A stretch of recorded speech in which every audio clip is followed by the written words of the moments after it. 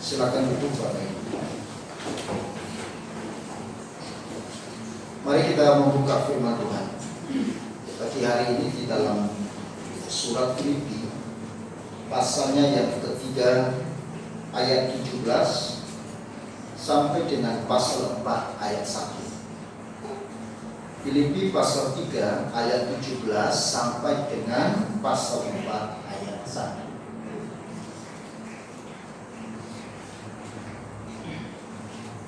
Saya mengajak kita nanti untuk membaca bersahut-sahutan.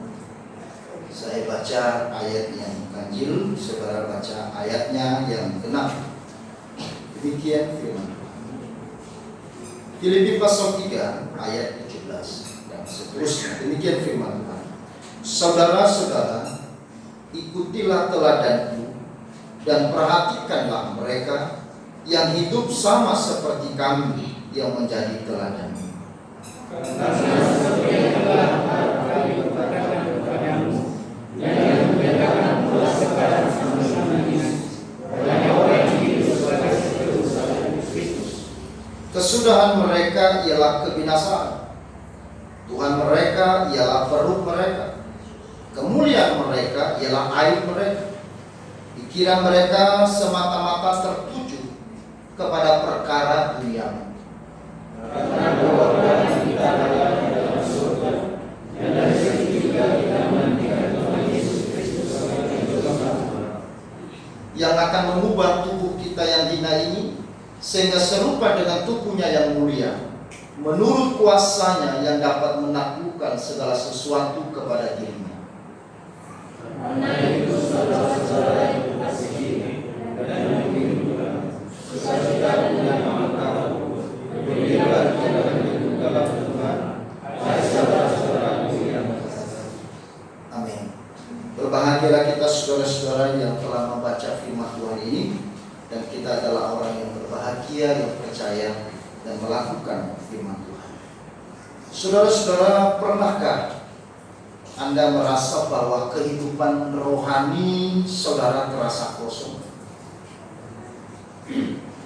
Anda merasa sudah melakukan pelayanan setiap minggu, namun terasa masih ada yang kurang dalam hidup Anda. Saudara, sejatinya pelayanan adalah hal yang penting sekali.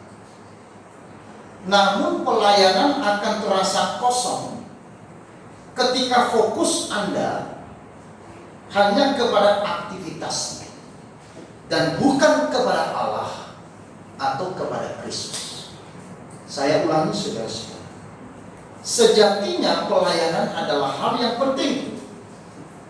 Namun pelayanan akan terasa kosong ketika fokus kita hanya kepada aktivitas, bukan kepada Allah atau kepada Yesus. Itulah sebabnya Paulus mengajak semua orang percaya untuk dapat meneladani dirinya sendiri di dalam hal iman, di dalam hal pelayanan, maupun di dalam hal penderitaan di dalam Kristus. Paulus melihat bahwa panggilan orang Kristen bukan hanya panggilan untuk menikmati hidup kekal, menikmati keselamatan, menikmati kebahagiaan karena berkat-berkat rohani yang datang dari Tuhan. Tetapi panggilan orang Kristen adalah panggilan untuk menderita. Itu sebabnya di dalam pasal 1 ayat 29, Filipi pasal 1 ayat 29 dikatakan, sebab kepada kamu dikaruniakan bukan saja untuk percaya kepada Kristus, melainkan juga untuk menderita untuk Dia. Lalu kemudian di pasal 3 ayat yang 10 dikatakan, yang ku kehendaki ialah mengenal Dia dan kuasa kebangkitannya dan persekutuan dalam penderitaan, di mana aku menjadi serupa dengan Dia dalam kematian. Paulus memiliki perspektif yang berbeda dengan orang-orang yang hidup di zaman itu. Paulus telah diubahkan hidupnya diubahkan cara pandangnya, diubahkan konsepnya, bahwa panggilan hidup ini bukan hanya panggilan untuk hidup bersenang-senang, bukan hanya panggilan untuk hidup berhasil dan sukses secara dunia, tetapi panggilan hidup orang percaya jauh lebih penting, jauh lebih bernilai dari semuanya itu.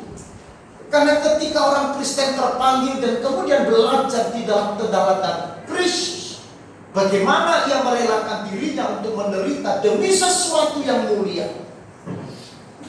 Bagaimana Kristus mengorbankan dirinya dan menanggalkan kemuliaannya sebagai raja di atas gelar raja, Allah yang maha kuasa, yang maha tinggi, tetapi kemudian harus mengosongkan dirinya, kemudian turun ke tempat yang paling rendah dan menjadi hamba,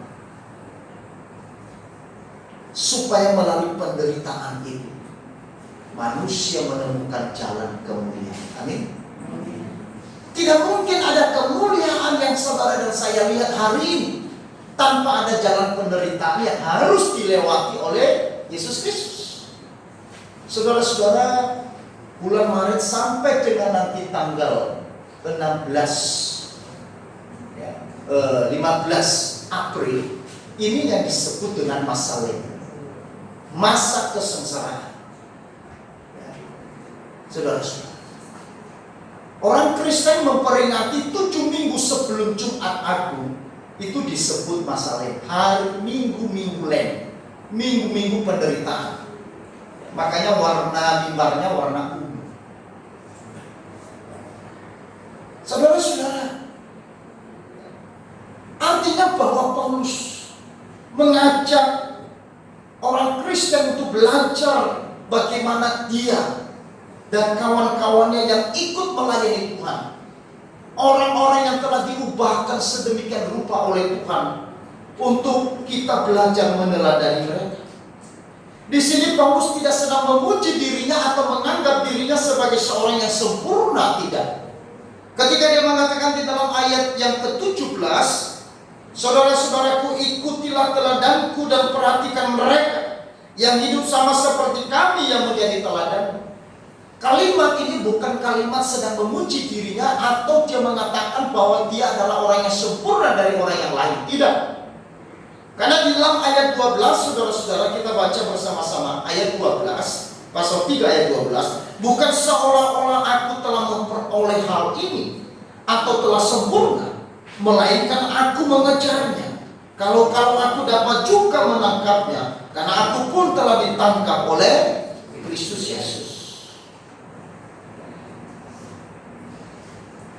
Paulus memberikan motivasi bagi jemaat Filipi ataupun kita yang hidup sekarang ini, agar kita belajar meneladani mereka di dalam mengiring, di dalam mengikuti, di dalam melayani, bahkan di dalam kita memberi diri kita berjalan di jalan penderitaan.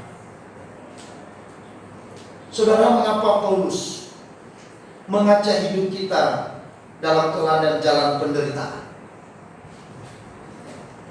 Karena banyak orang yang hidup pada zaman itu sebagai seterus salib Kristus. Dalam ayat 18-19 saya bacakan. Karena seperti yang telah kerap kali kukatakan kepadamu, dan yang kunyatakan pula sekarang sambil menangis, banyak orang yang hidup sebagai seterus salib Kristus. Kesudahan mereka ialah kebinasaan, Tuhan mereka ialah perut mereka, kemuliaan mereka ialah aib mereka, pikiran mereka semata-mata tertuju kepada perkara dunia.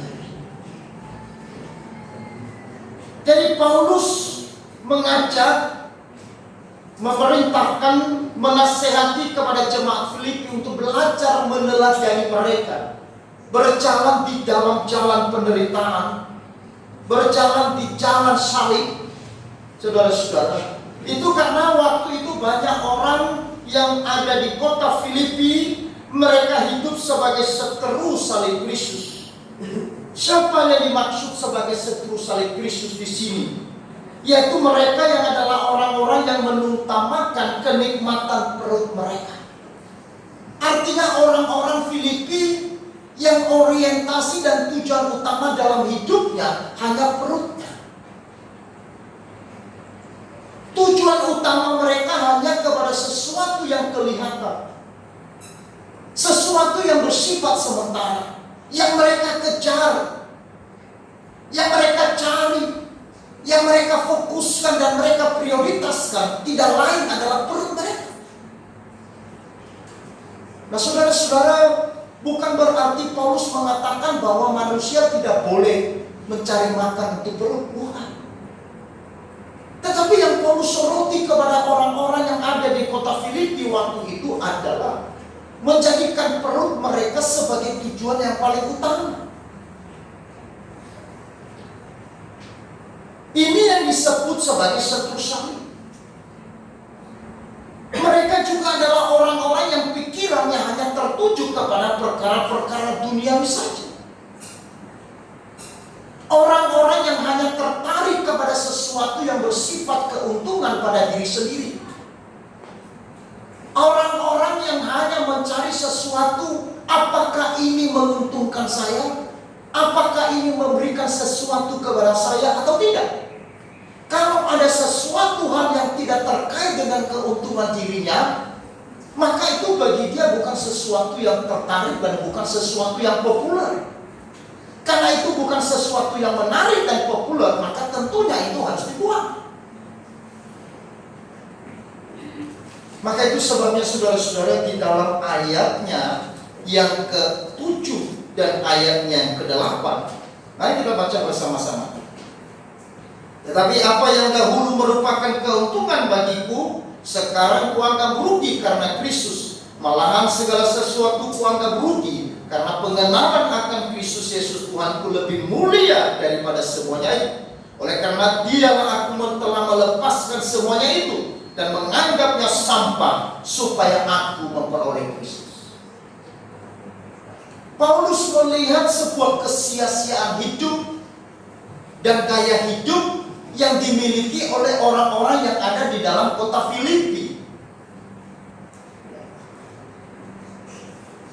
Tujuan mereka hanya kepada perut. Kemuliaan mereka hanya kepada sesuatu yang bersifat sementara. Pikiran mereka hanya tertuju kepada perkara-perkara duniawi yang memberi kenikmatan yang sesaat,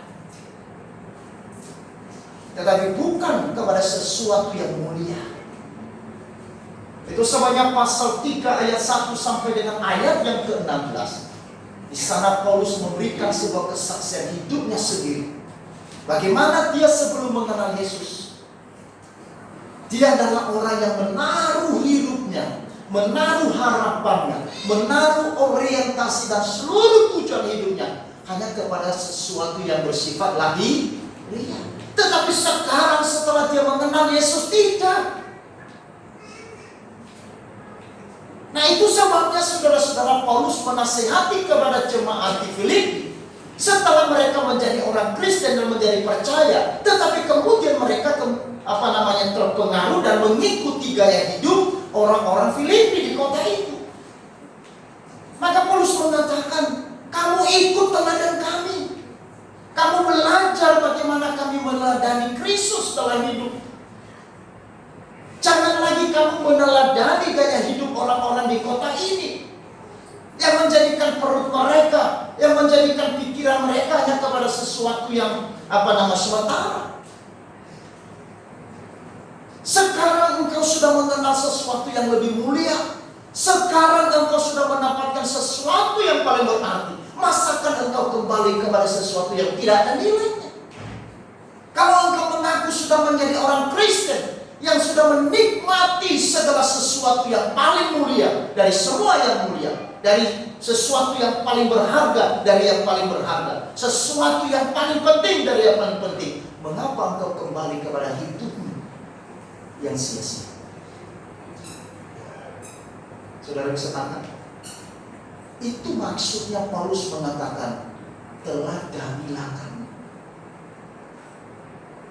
Karena ini yang terjadi di dalam kehidupan jemaat di Filipi. Mereka sudah masuk ke dalam gereja, tetapi mereka mengadopsi gaya hidup orang-orang Artinya mereka belum percaya Tuhan. Mereka tidak meneladani dan menjadikan Kristus sebagai model bagaimana mereka harus hidup.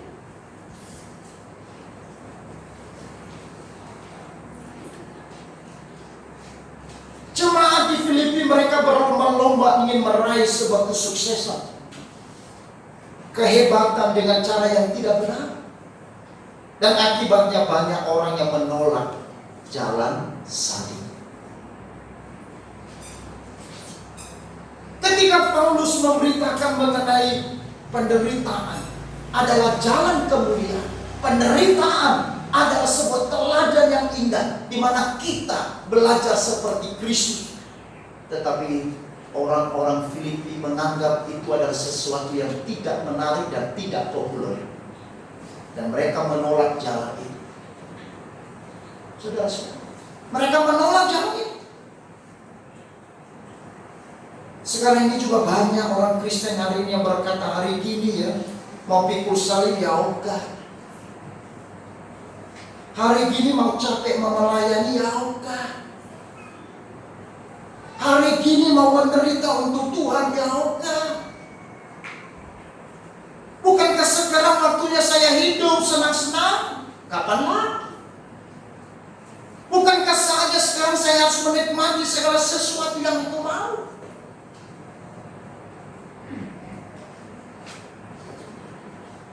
Paulus katakan, orang-orang yang berpikir seperti itu, mereka masih hidup sebagai seteru salib Kristus. Banyak gereja menekankan kepada kesuksesan secara lahir. Banyak orang Kristen menjadi orang Kristen bukan mencari Tuhan, tetapi mencari kemakmuran. Banyak orang Kristen beribadah kepada Tuhan, berdoa kepada Tuhan hanya untuk mencari sesuatu yang sifatnya sementara. Mungkin kalau saya jadi orang Kristen saya akan kaya. Mungkin kalau sekarang saya berubah menjadi orang Kristen, masa depan saya akan berubah, tidak seperti dulu. Saudara-saudara, saya katakan di sini engkau harus kecewa. Kalau engkau memiliki pikiran seperti itu sampai hari ini, engkau harus buang. Karena itu akan membuat engkau menjadi tawar hati dan engkau akan menjadi kecewa dan engkau akan meninggalkan Tuhan pada saatnya. Karena engkau tidak dapatkan sesuatu apa yang seharusnya engkau nikmati. Tetapi kalau engkau mau mengikuti Kristus, karena jalan penderitaan adalah jalan kemuliaan. Justru karena kita menderita karena iman kita, kita menderita karena pergumulan kita di dalam melayani Tuhan, itu adalah anugerah. Anugerah. Saudara, di Peru ada kisah seorang pendeta bernama Pendeta Zapata. Pendeta Zapata menceritakan bagaimana umat Kristen di kota Peru dianiaya dengan begitu kuat dan hebat.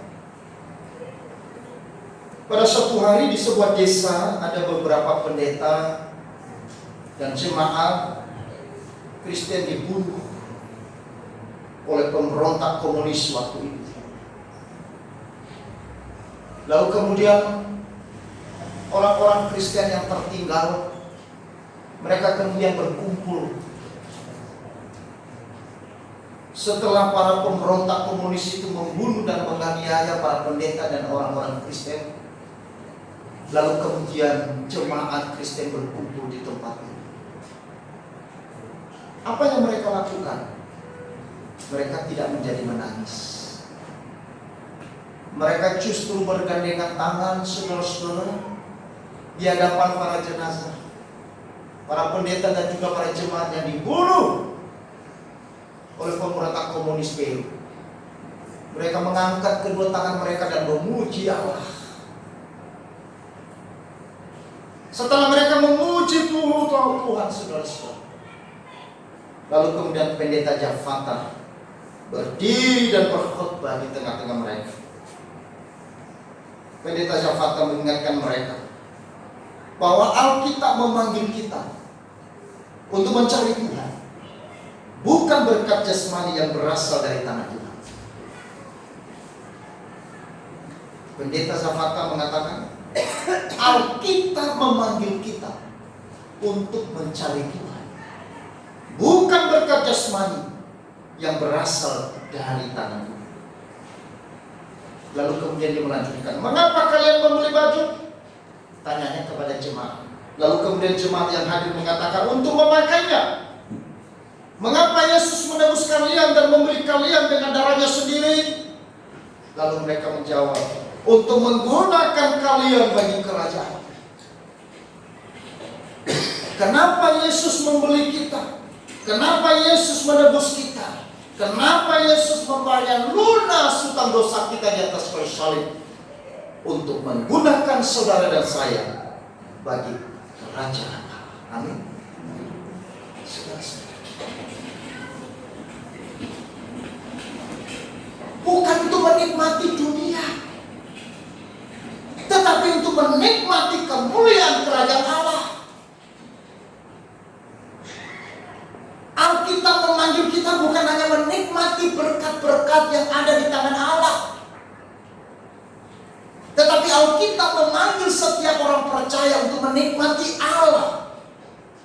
Dan tidak, saudara, menikmati berkat yang ada di tangan Allah dan menikmati berkat yang yaitu diri Allah sendiri. Saya pernah sampaikan satu ilustrasi, mungkin saudara masih ingat, di mana seorang raja mengumumkan kepada seluruh pegawai-pegawai yang ada di istana bahwa besok mereka boleh mengambil semua barang yang ada di dalam istana. Mereka harus catat dan mereka membawa keluar dari istana dan membawa pulang. Semua pegawai istana raja begitu senang. Bahagia, waduh, ini raja yang begitu baik. Ini kesempatan kita boleh mengambil. Maka waktu itu mereka sudah mulai lihat kira-kira barang apa yang ada di dalam istana yang saya harus ambil. Ada yang ambil kursi raja, ada yang ambil baju raja, ada yang mengambil meja raja, mengambil kendaraan raja, mengambil tempat tidur raja, dan semuanya. Tetapi ketika besoknya semua orang datang mengambil apa yang mereka mau satu persatu, ya. Tetapi kemudian saudara-saudara, ada seorang pegawai istana diam saja di pojok. Dia hanya memperhatikan teman-temannya yang mengangkat meja, mengangkat kursi, mengangkat perabot-perabot yang ada di dalam istana untuk dibawa keluar dan bawa ke rumah mereka. Lalu kemudian raja melihat, kenapa ini karyawan kok diam? Lalu kemudian dia panggil, kenapa kamu tidak mengambil sesuatu di dalam istanamu? Apakah Anda tidak mau mengambil sesuatu yang berharga mungkin di dalam istana ini? Kemudian karyawan ini berkata, Bapak Raja, bolehkah saya mengajukan pertanyaan kepada Bapak Raja?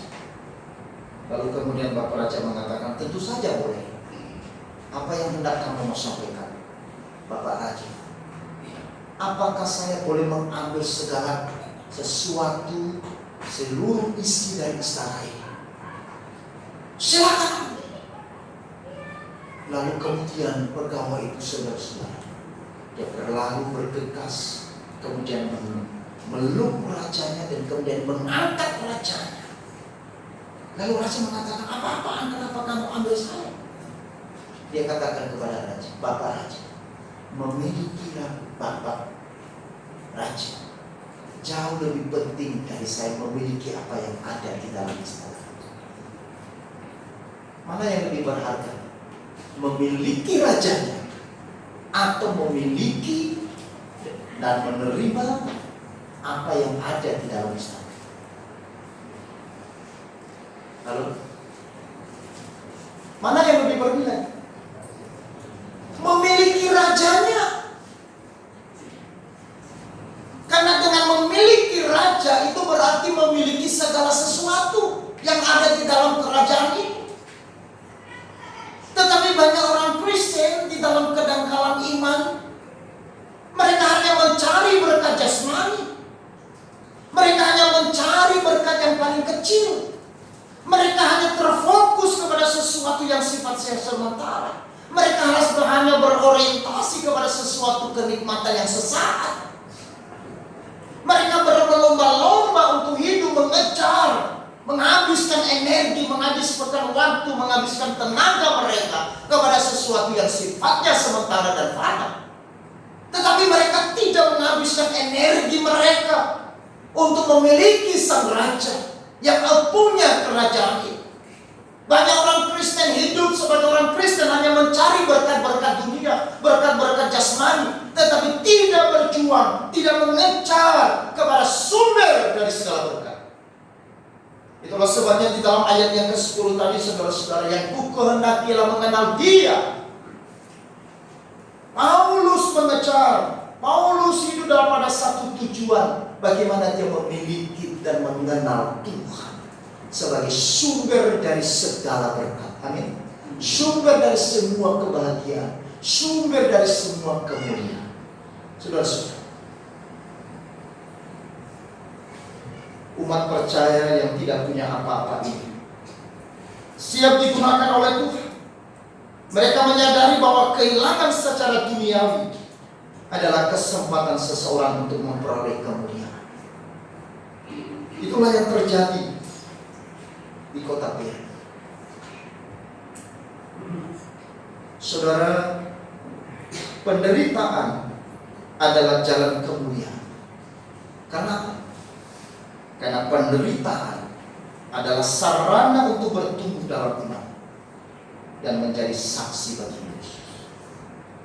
Kenapa penderitaan adalah sebuah jalan kemuliaan? Karena penderitaan adalah sarana untuk bertumbuh di dalam iman dan sarana untuk menjadi sebuah kesaksian bagi Yesus. Karena itulah Paulus berkata di dalam pasal 4 ayat 1. Karena itu saudara-saudara yang kukasihi dan yang kurindukan, sukacitaku dan mahkotaku, berdirilah juga dengan teguh di dalam Tuhan, hai saudara-saudaraku yang kekasih. Itu sebabnya Paulus mengatakan berdirilah dengan teguh. Artinya saudara-saudara tetap di jalan yang benar, tetap di dalam keyakinan bahwa Yesus selalu bersama kita meskipun kita sedang melewati jalan penderitaan. Tetap percaya, tetap berjalan di jalan Yesus, tetap memandang kepada Yesus dan berpegang teguh kepada kebenaran. Meskipun engkau sedang ada di dalam penderitaan dan pergumulan yang ada, pergumulan dan penderitaan itu tidak menghancurkanmu, tetapi justru membuat engkau kuat di dalam Tuhan.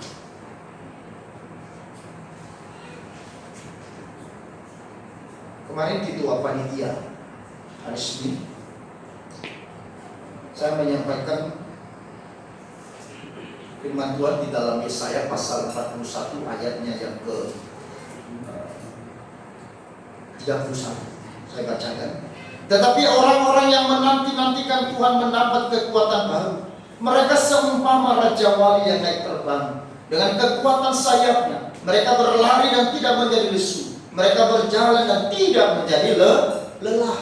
Kenapa Yesaya menggambarkan atau memberikan sebuah contoh ilustrasi bagaimana kita harus kuat? Dia pakai burung raja wali. Kenapa bukan burung yang lain?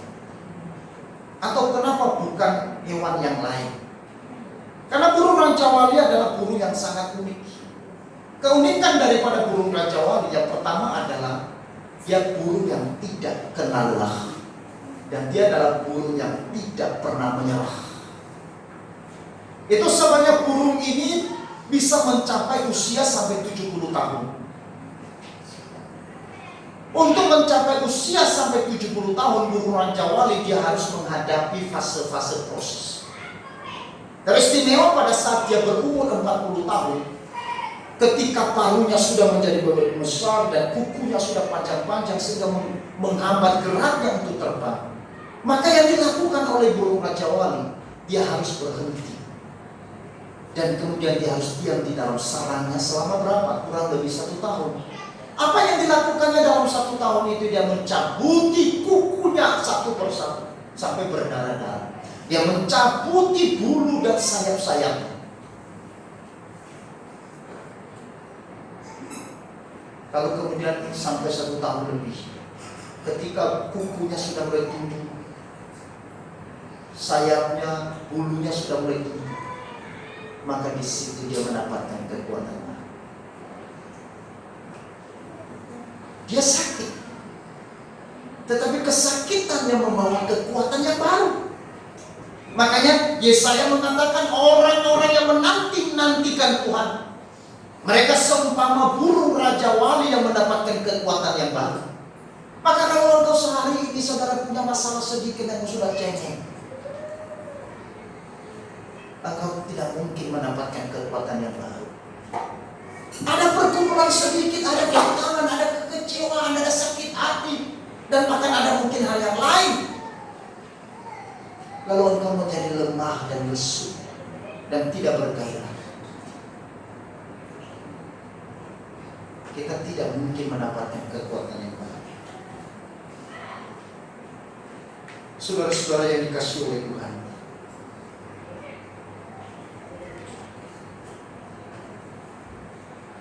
burung raja wali adalah burung yang kuat, karena dia harus melewati jalan penderitaan. Dia harus siap untuk diproses di dalam kesakitan yang hebat, supaya mendapatkan kekuatan yang baru untuk mencapai umur yang lebih. Apa reaksi kita ketika kita menghadapi penderitaan? Ketika Yesus menghadapi penderitaan, yang menghadapinya dengan tenang,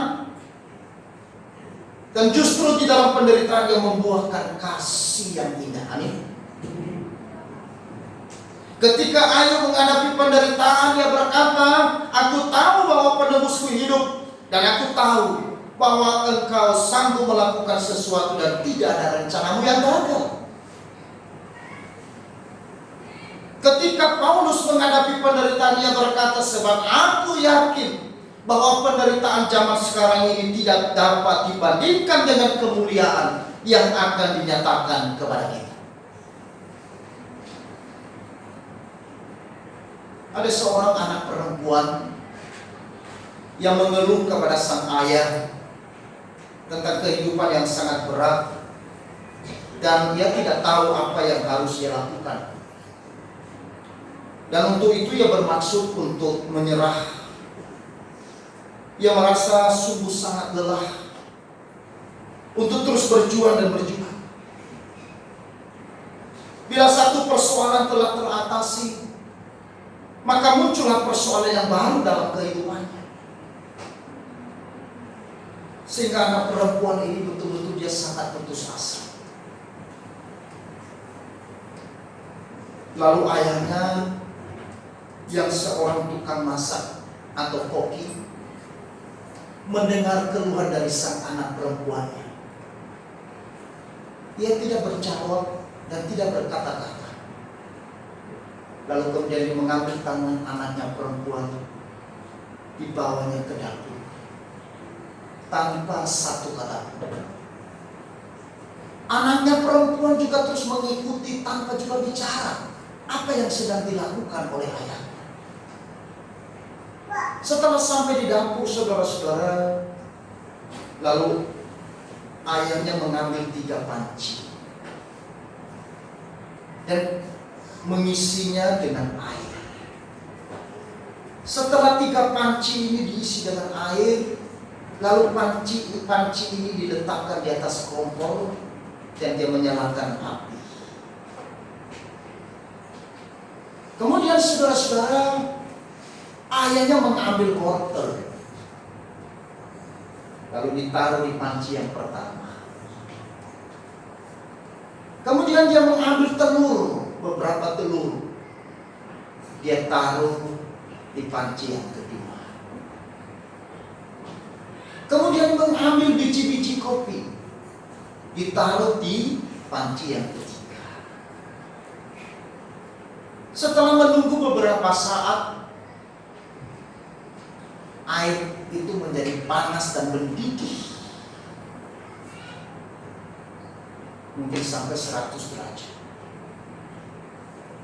Ayah kemudian mematikan kompor, dan kemudian dia mengambil wortel yang ada di dalam panci yang pertama, diletakkan di mangkok. Kemudian telur ditaruh di mangkok yang kedua, diambil juga, dituangkan biji-biji kopi di secangkir gelas. Lalu kemudian dia suruh anak perempuannya untuk memegang 3 barang ini. Anak perempuannya memegang wortel. Wortel yang tadi keras waktu dimasukkan sekarang menjadi lembek, menjadi lembut. Telur yang tadinya rapuh sebelum dimasukkan di air yang mendidih yang panas, sekarang mengeras. Lalu kemudian dia coba menghirup aroma kopi yang begitu nikmat.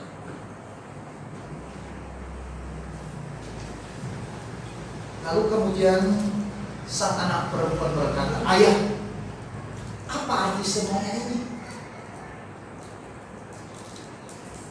Maka ayahnya berkata begini, "Nah, setiap benda ini, baik wortel, telur, maupun biji kopinya, telah merasakan penderitaan yang sama, yaitu ditaruh di air yang panas yang mendidih. Tetapi reaksi masing-masing benda ini berbeda. Misalnya, wortel yang kuat, yang keras, tapi setelah dimasukkan di air yang mendidih menjadi lembek. Telur yang rapuh setelah ditaruh, dimasak, ya, di air yang mendidih, telurnya menjadi keras. Sedangkan biji-biji kopi yang dimasukkan ke dalam panci, di dalam air yang mendidih, kopi itu mengubah air tawar itu menjadi enak dan nikmat, dan memberikan aroma yang begitu luar biasa. Anaknya makin penasaran, saudara. Lalu ayahnya menjelaskan begini, sebenarnya kita ini semua menghadapi yang namanya masalah, menghadapi yang namanya kesulitan, menghadapi yang namanya pergumulan dan penderitaan. Tetapi reaksi dari setiap orang berbeda-beda terhadap penderitaan. Ada kalanya orang ketika diperhadapkan dengan penderitaan, dia yang tadinya orang yang kuat, teguh, tetapi karena diperhadapkan dengan masalah, diperhadapkan dengan penderitaan, menjadi orang yang lemah dan lembut, menjadi cengeng. Ada juga orang yang tadinya rapuh, tetapi kemudian ketika diperhadapkan dengan air panas, atau yang saya gambarkan sebagai penderitaan, dia bereaksi menjadi keras, menjadi sulit diatur, menjadi keras kepala, menjadi hatinya menjadi keras seperti telur.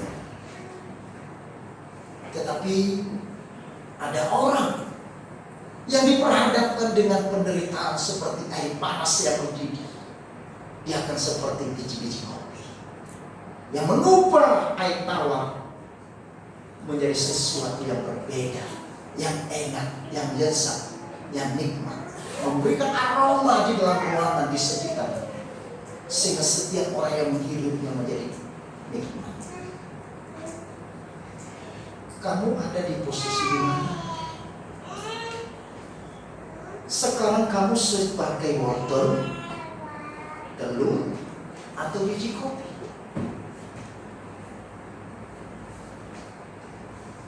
Bapak, Ibu, dan saudara,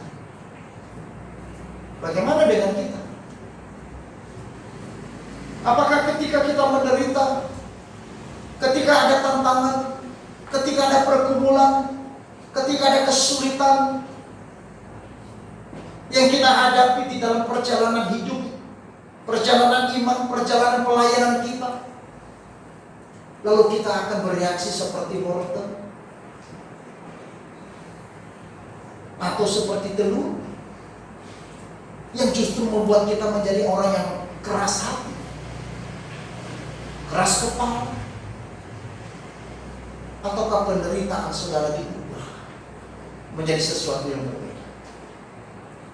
Apakah masalah dan kesulitan pergumulan saudara yang saudara hadapi hari-hari ini diubah seperti kopi yang justru memberikan aroma yang baik, memberikan warna yang berbeda, memberikan rasa yang berbeda, yang tadinya hanya sesuatu biji yang mungkin tidak berfungsi, tetapi melalui penderitaan diubah menjadi sesuatu yang memberkati orang lain.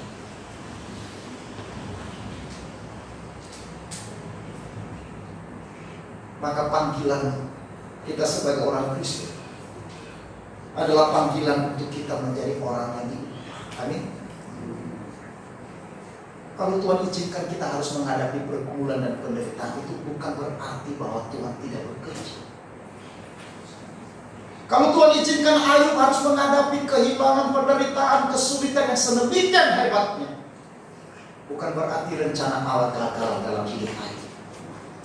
Tetapi justru itu menjadi titik awal bagaimana Ayub menjadi naik terbang dan dia melihat kemuliaan Allah.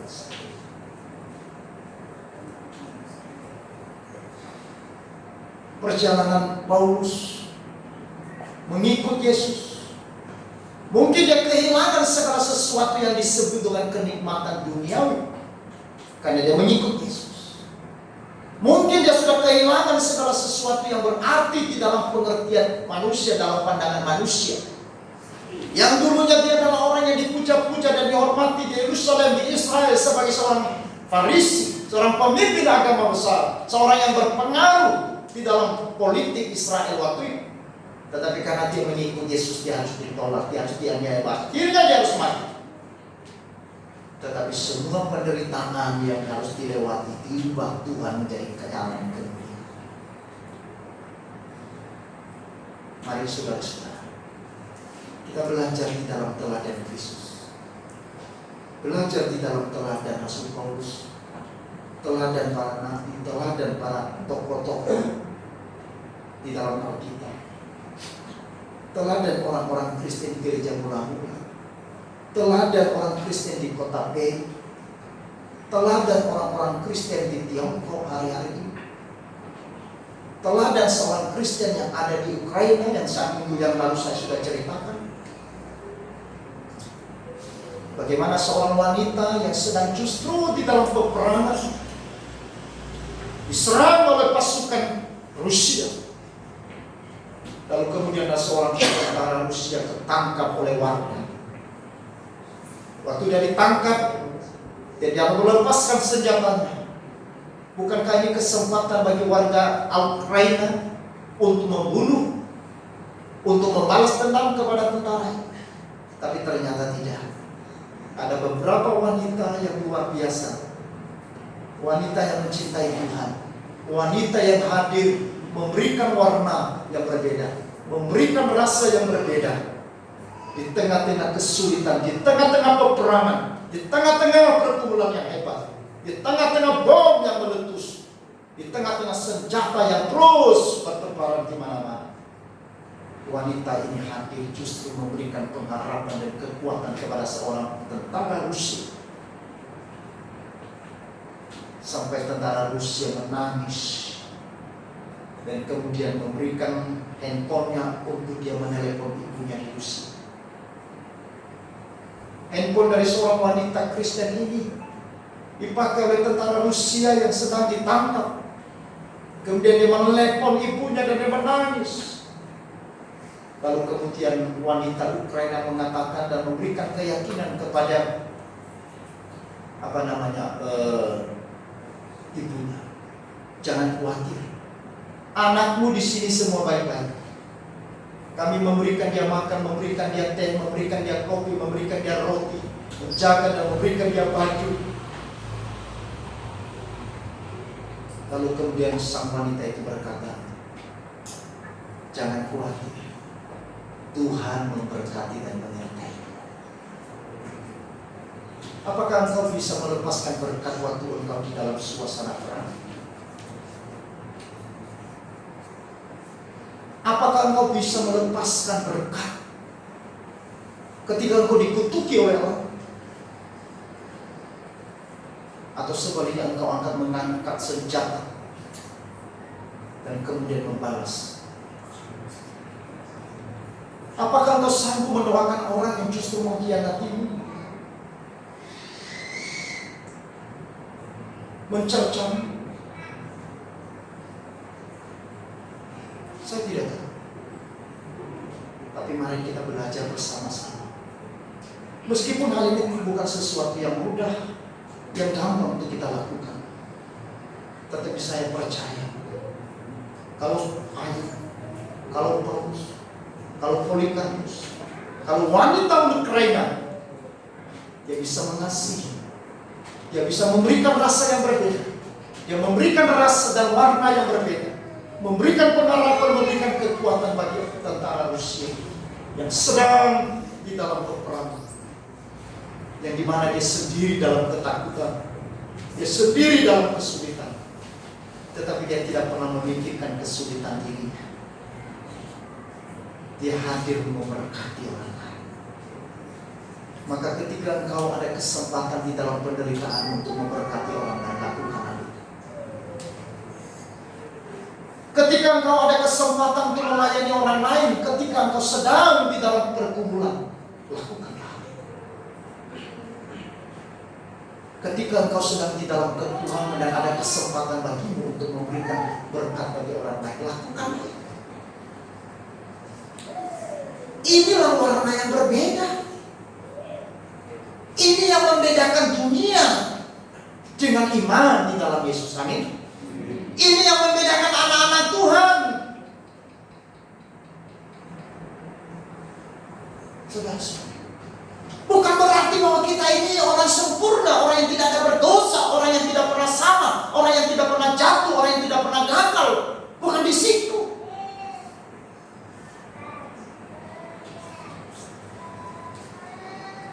Tetapi bagaimana kita hadir di dalam pergumulan yang sama, dalam penderitaan yang sama, engkau bisa memberkati kepada orang. Bila firman Tuhan ini, saudara-saudara, menjadikan jalan penderitaan hidup kita, menjadikan jalan pergumulan, jalan masalah, jalan yang penuh dengan tantangan badai kehidupan, diubah menjadi jalan kemuliaan. Karena tidak ada kemuliaan, tidak ada mahkota tanpa salib. Jangan pernah berharap kemuliaan dan mahkota kehidupan kalau engkau tidak siap untuk menikmati salib. Jangan pernah berpikir engkau akan menikmati mahkota kemuliaan dan kalau engkau tidak rela untuk berjalan di dalam jalan salib. Karena hanya di jalan salib, di situ kita menemukan kemuliaan.